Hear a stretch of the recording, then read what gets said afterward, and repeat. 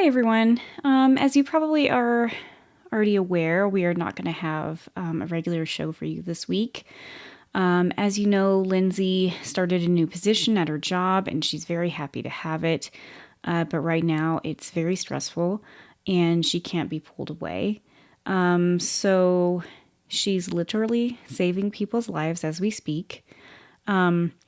So just thank you, Lindsay, for all your hard work and dedication to your position and the people that are depending on you right now.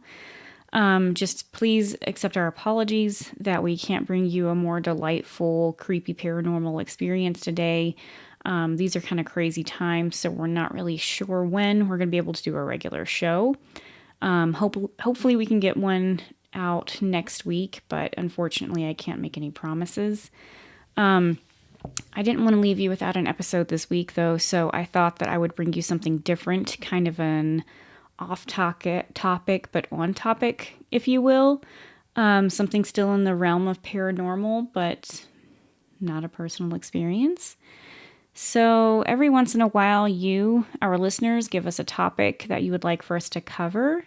And we love hearing your feedback. We just rarely find the time or the opportunity to go over these topics since we mainly do strange and paranormal personal experiences.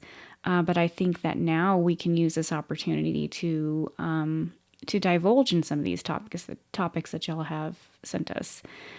So today, I am going to dip my toes into music, specifically the God frequency, or 432 hertz. So music has had a certain power over us, and depending on what you're listening to, it can put you in the right mood for dancing, crying, or even forgiving. It's what we put on the background to create an atmosphere. I made a playlist last year for a Halloween party and just remembered how proud I was anytime somebody recognized a song. They would stop mid-sentence and ask, "Who is this?" and then give me the horns or thumbs up and approval. And it made my night, and it made the night fun. We march down the aisle when we get married to music. We have music playing whenever we have to bury our loved ones or say goodbye to them. Music is an essential part of our life. But what makes music so special? And it's personal to everybody, but the root of the sound comes from something called tune. It's something every instrument needs in order for our ears to enjoy it. Just think about that. Without our instruments being tuned, a symphony would sound like nails on a chalkboard. Tune is what makes every piece play together in harmony. Right now, you can probably hear an orchestra tuning up inside your head. So the usual way to specify a tuning is to give the frequency of a note, A4, and this is the musical note A above middle C. The modern standardization of tuning an instrument is at A44 hertz, where hertz is a unit meaning per second. So 440 hertz refers to 440 vibrations per second, such as those of a string.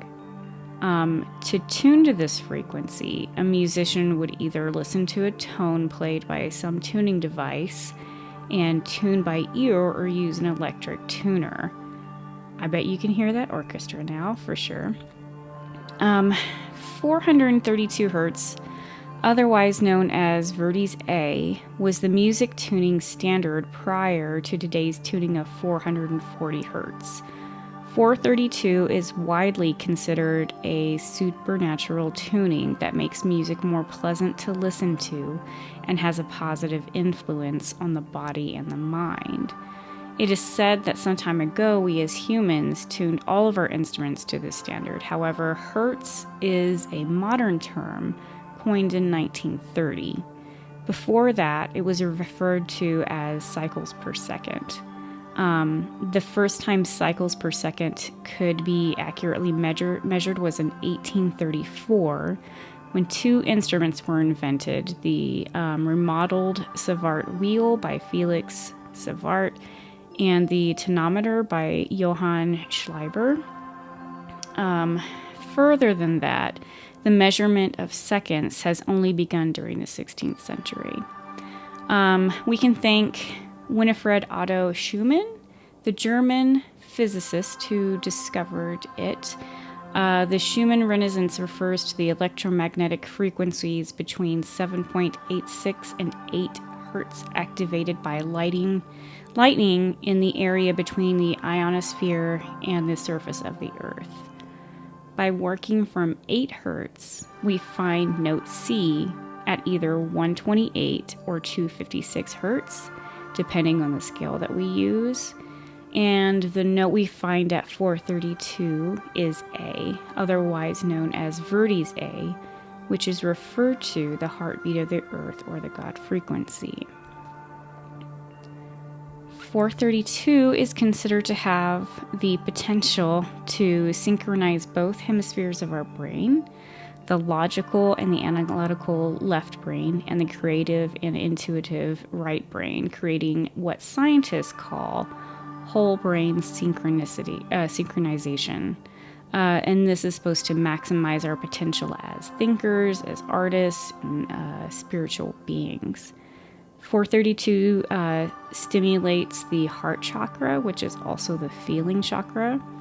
Therefore, 432 hertz music increases the spiritual development of the listener, and it may even bring some healing properties. It is said that listening to music created at 432 hertz tuning increases your sense of well-being and connectedness to the wider world. You might find it engaging your intuition, increasing your creativity, sharpening your intellect, and even expanding your consciousness. Many describe the 432 hertz music as more of an interior experience that feels your body as opposed to an external sensation felt with 440 hertz. It is an all-consuming, innate connection, a more enjoyable, pleasant listening experience. It has been said to connect you closer to nature and the universe itself. So, just to let you know, I wrote this piece in a fairly short amount of time, so my research is limited, to say the least. But I did have a very hard time finding personal experiences with the 432 that has just impacted their life in some way. And maybe it's because nobody is talking about what's making them happy. We love to share our stories and our creepy experiences, but when we want to talk about something that makes us happy, it seems like all snake oil and hot air in a way. At least that's my experience. It's like somebody's trying to sell something that is a miracle worker. So I will tell you, though, that I did try listening to some binaural beats with the 432 hertz on a couple of different occasions.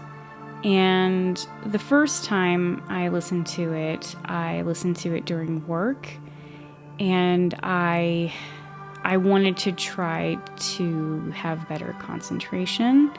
So at my job, I work from home. I read a lot of animal medical records, and so I need to concentrate.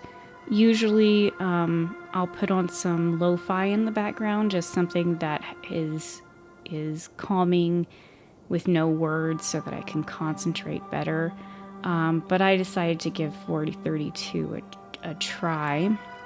So I found a YouTube video with the beats, and I just waited for my concentration to become clearer, but honestly, I had to turn it off.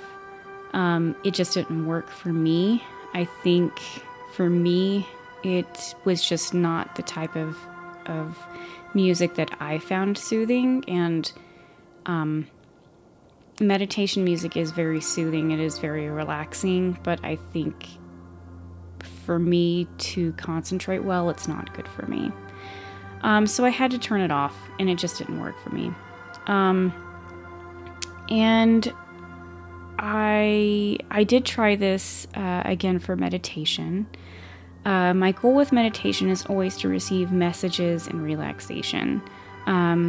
So I had hopes for an elevated experience with the 432 hertz while having a guided medication, and it didn't elevate my meditation experience. I didn't have a bad experience. It was just like any other guided meditation to me, so I didn't feel anything different from that frequency. This isn't going to dissuade me from using this hertz in the future. It's, to me, it just doesn't make any difference. So then I had another experience with the 432 hertz, and this time I was, and we'll just say, inebriated. So I was lying in bed, and I put my headphones on, and I was just hoping to have a good meditation, possible heightened experience. And often what will happen is I go into a guided meditation while I'm in bed and I just fall asleep. This doesn't happen just with the 432 hertz. It happens with any guided meditation.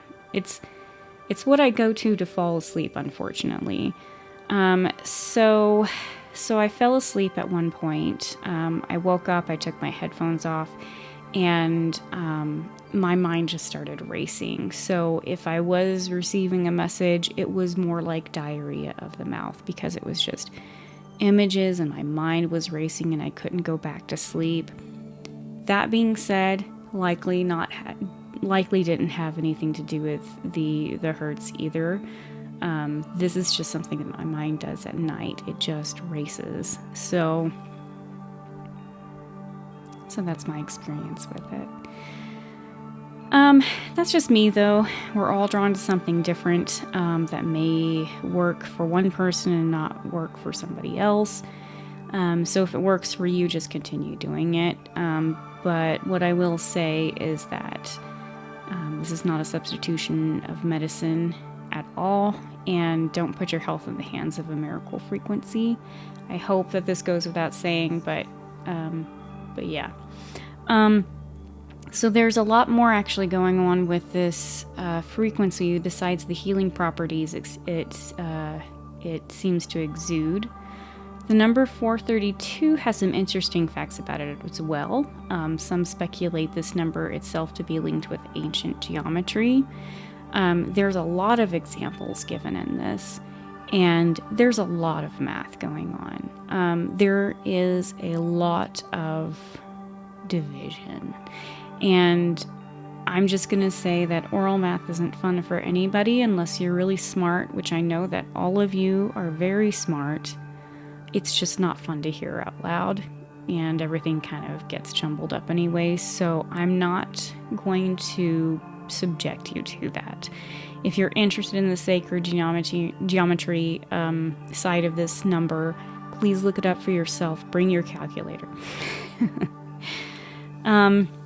So in a short amount of time, I actually learned a lot about this topic, and it's the same thing kind of in the paranormal realm. To me, there are what appears to be a lot of pseudoscience behind it, backing up why this frequency is so important for us and why we should all be tuning our instruments to this frequency instead of 440.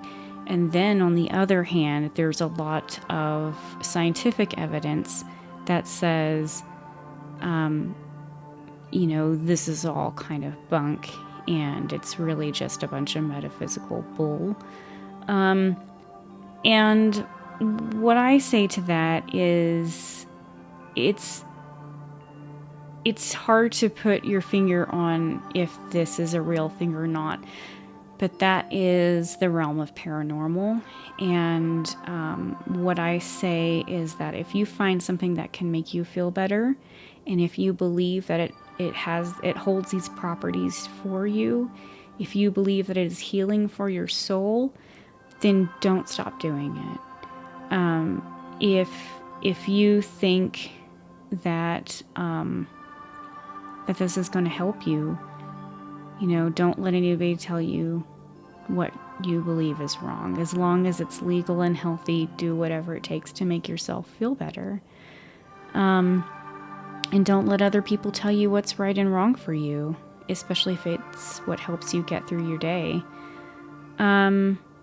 With that said, if you would like to share your personal God frequency experience, we would love to hear it. You can send it to ihaveastrangestorypodcast@gmail.com. If you like this episode, let us know. If you have a topic you would like for us to explore, let us know that too. I don't know if we'll be able to get to all of your topics, but we'll try. And we may continue to try doing different things just depending on how things are going right now. So, yeah, something a little different.